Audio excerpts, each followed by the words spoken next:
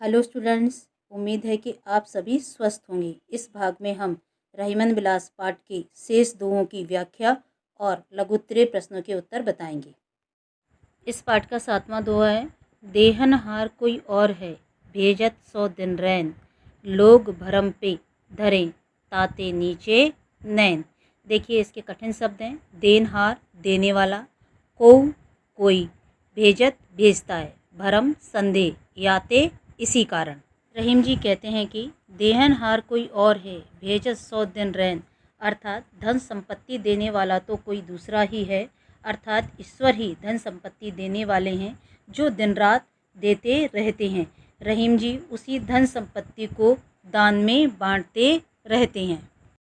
रहीम जी कहते हैं कि लोग भरम पे धरें, याते नीचे नैन, अर्थात दान प्राप्त करने वाले भ्रमवश ये समझते हैं कि देने वाले रहीम जी हैं, इसलिए वे रहीम जी को अपना सब कुछ मानते हैं। इसी श्रम के कारण रहीम जी के नेत्र सदैव झुके रहते हैं। सौंदर्य कवि ने कहा है कि ईश्वर ही सब कुछ देने वाला है, लेकिन लोग संदेहवश उसे दाता मान लेते हैं, इसलिए उनके नेत्र सदैव झुके रहते हैं। दूसरा बिंदु है, नीचे नैन में अनुप्रास अलंकार है, दोहा छंद है और अवधी भाषा का प्रयोग किया गया है।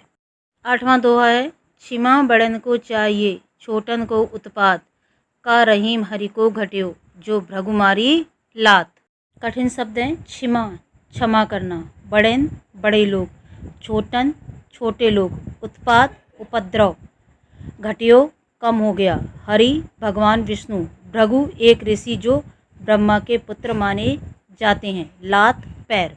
रहीम जी कहते हैं कि क्षमा बड़न को चाहिए, छोटन को उत्पात, अर्थात बड़े लोगों के व्यक्तित्व की शोभा क्षमा करने से होती है और छोटों की और अर्थात बच्चों की उधम मचाने या उपद्रव करने से होती है। इसलिए बड़े लोगों को छोटे लोगों को क्षमा कर देना चाहिए। इसमें ही उनका बड़प्पन होता है, इसमें ही उनकी शोभा होती है। रहीम जी कहते हैं कि का रहीम हरि को घट्यो, जो भृगुमारी लात, अर्थात भगवान विष्णु की कौन सी महिमा कम हो गई थी या उनका यश कम हो गया था जब भृगु ऋषि ने उन पर पैर से आघात किया था। भृगु ऋषि भगवान विष्णु से छोटे थे, लेकिन उनके इस अपराध को भगवान ने क्षमा कर दिया था, क्योंकि बड़े लोगों को क्षमा शोभा देती है।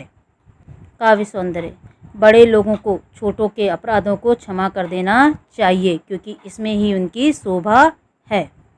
दोहा है, टूटे सुजन मनाइए, जो टूटे 100 बार, रहीमन फिर पोइए, टूटे मुक्ता हार।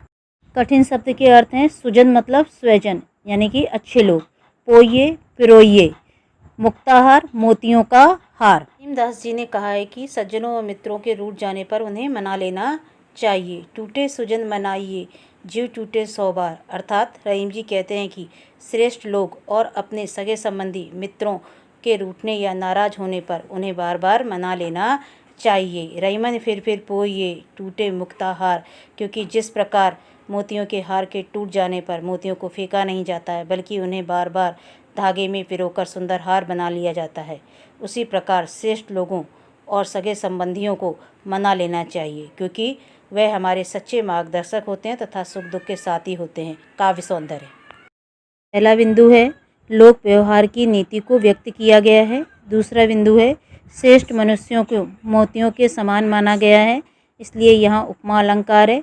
फ्री में पुनरुक्ति प्रकाश अलंकार। 10वां दोहा है, रहीमन पानी राखिए, बिन पानी सब सून, पानी गए न उबरे, मोती मानस चून। इसके कठिन शब्द हैं। पानी चमक सम्मान या जल, सून मतलब सूना, मानुस मतलब मनुष्य, चून मतलब चूना। रहीम जी कहते हैं कि रहीमन पानी राखिए, बिन पानी सब सून, पानी गए न उबरे, मोती मानस चून, अर्थात यहाँ पानी की तुलना चमक सम्मान और जल से की गई है। पानी के बिना सब सूना है। पानी के बिना मोती मनुष्य तथा चूना किसी भी काम के नहीं है। बिना चमक के मोती की कोई भी कीमत नहीं होती है। चमकहीन मोती का कोई मूल्य भी नहीं होता है, और बिना सम्मान के मनुष्य के जीवन का भी कोई महत्व नहीं है, तथा बिना पानी के चूने का कोई उपयोग नहीं किया जा सकता है। इसलिए मनुष्य को सदा अपना आत्मसम्मान बनाए रखना चाहिए, क्योंकि सम्मान रहित मनुष्य का समाज में कोई भी महत्व नहीं होता है। का काव्य सौंदर्य है। पहला बिंदु है कवि ने आत्मसम्मान के महत्व को बताया है। दूसरा बिंदु है पानी में श्लेष अलंकार है। तीसरा बिंदु है सब सूंद मोती मानुष में अनुप्रास अलंकार है। 11वां दोहा है मथत मथत माखन रहे दही मही बिल गाय रहीमन सोई मीत है भीर परे ठहराए। दोहे के कठिन शब्द हैं मथत मथत मथ मथ कर, मही छाछ या मट्ठा, बिलगाय अलग अलग करना, सोई वही, मीत मित्र, भीर संकट काल में, ठहराए ठहरता है। रहीम जी कहते हैं कि मथत मथत माखन रहे दही मही बिल गाय, अर्थात जिस प्रकार दही को मथ मथ कर छाछ या मट्ठे में से मक्खन निकालकर अलग कर लिया जाता है, उसी प्रकार रहीमन सोई मीत है भीर परे ठहराए, अर्थात उस अनेक मित्रों के मध्य में से सच्चे मित्र की अलग पहचान हो जाती है। जो मित्र संकट के समय मित्र के साथ खड़ा रहता है, वह उसका साथ नहीं छोड़ता है, वही सच्चा मित्र होता है। काव्य सौंदर्य पहला बिंदु है सच्चे मित्र की पहचान संकट के समय होती है। दूसरा बिंदु है मथत मथत में पुनरुक्ति प्रकाश अलंकार है। तीसरा बिंदु है मथत मथत माखन में अनुप्रास अलंकार है। 12वां दोहा है तबलो ही जीवो भलो दीवो होय नधीम जग में रहबो कुचित गति उचित न होय रहीम। इस दोहे के कठिन शब्द हैं तब लो ही जब तक ही, जीवो जीवित रहना, भलो अच्छा, दीवो देने का भाव, धीम धीमा, जग दुनिया, कुचित अनुचित, होय होता है। रहीम जी जीवन की सार्थकता के संबंध में बताते हुए कहते हैं कि तबलो ही जीवो भलो दीवो होय नधीम जग में रहबो कुचित गति उचित न होय रहीम, अर्थात इस संसार में जीवित रहना तभी तक सार्थक है जब तक देने का भाव बना रहता है, अर्थात मनुष्य देने योग्य रहता है। जैसे ही देने का भाव धीमा पड़ जाता है या लुप्त हो जाता है तो मनुष्य का जीवन रहना अनुचित है, क्योंकि देने के भाव से ही जीवन सार्थक होता है। काव्य सौंदर्य पहला बिंदु है कवि ने अपने जीवन अनुभव को बड़ी सरलता से बताया है। दूसरा बिंदु है जीवन की सार्थकता देते रहने में ही है। तीसरा बिंदु है दोहा छंद है। चौथा बिंदु है अवधी भाषा का प्रयोग किया गया है। हमारा ये वीडियो पसंद आ रहा हो तो इसे लाइक कीजिए और हमारे चैनल को सब्सक्राइब कीजिए। के लघुत्तरीय प्रश्न। पहला प्रश्न है आँखों से बहने वाले आंसू क्या व्यक्त कर देते हैं? इसका उत्तर है सुप्रसिद्ध कवि रहीम जी ने कहा है कि मनुष्य मन की पीड़ा या दुख को कितना भी छुपाने का प्रयास करे, परंतु आँखों से बहने वाले आंसू दूसरों के सामने मन के दुख को व्यक्त कर ही देते हैं। अब प्रश्न है पानी के बिना कौन महत्वहीन हो जाते हैं? इसका उत्तर है रहीम जी ने पानी के 3 अर्थ बताए हैं, चमक, सम्मान और जल। बिना चमक के मोती की कोई भी कीमत नहीं होती है। बिना आत्मसम्मान के मनुष्य का कोई महत्व नहीं होता है और बिना जल के चूना का भी कोई उपयोग नहीं होता है। अतः बिना पानी के मोती, मनुष्य और चूना महत्वहीन हो जाते हैं। तीसरा प्रश्न है कवि ने सच्चा मित्र किसे कहा है?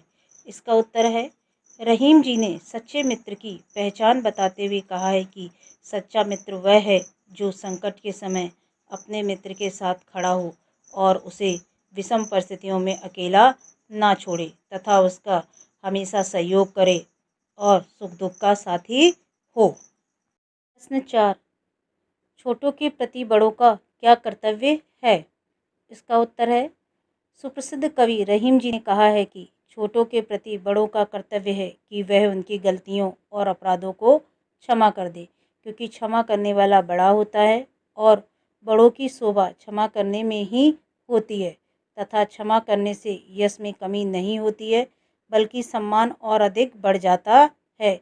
जिस प्रकार भगवान विष्णु ने भृगु ऋषि को क्षमा कर दिया था जब उन्होंने पैर से भगवान विष्णु पर प्रहार किया था। 5 कवि ने जीवन की सार्थकता के संबंध में क्या कहा है? इसका उत्तर है रहीम जी ने व्यवहारिक जीवन के बारे में बताते हुए कहा है कि जीवन की सार्थकता देने के भाव में है। मनुष्य जब तक देता रहता है तभी तक महत्वपूर्ण है।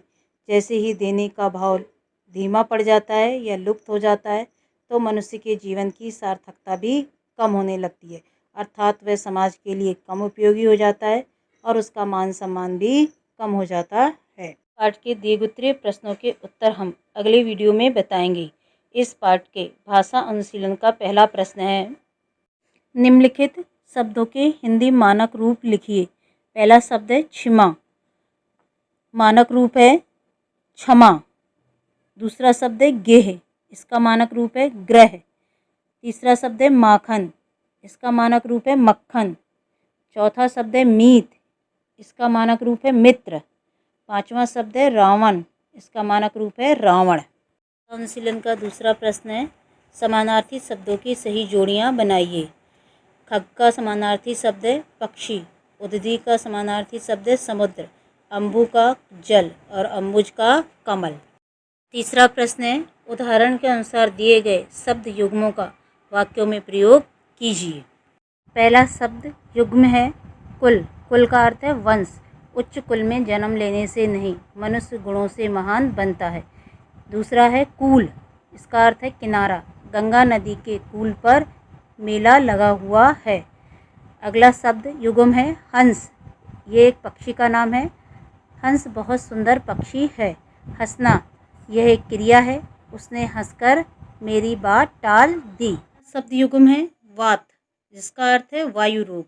वाक्य प्रयोग करेंगे, वह वात रोग से पीड़ित है। बात, इसका अर्थ है बातचीत, यह बात बहुत ही महत्वपूर्ण है। चौथा शब्द है खल, इसका अर्थ है दुष्ट। वाक्य प्रयोग, खल से मित्रता और शत्रुता दोनों ही अच्छी नहीं होती हैं। खाल, इसका अर्थ है चर्म, पशुओं की खाल से जूते बनाए जाते हैं। भाग में इतना ही। अगली वीडियो में हम इस पाठ के दिए उत्तरीय प्रश्नों के उत्तर बताएंगे तथा अति महत्वपूर्ण वस्तुनिष्ठ प्रश्न भी बताएंगे। ये वीडियो पसंद आया हो तो इसे लाइक कीजिए, अधिक से अधिक शेयर कीजिए, कनक स्टडी पॉइंट को सब्सक्राइब कीजिए तथा कमेंट्स बॉक्स में सुझाव अवश्य दीजिए। धन्यवाद।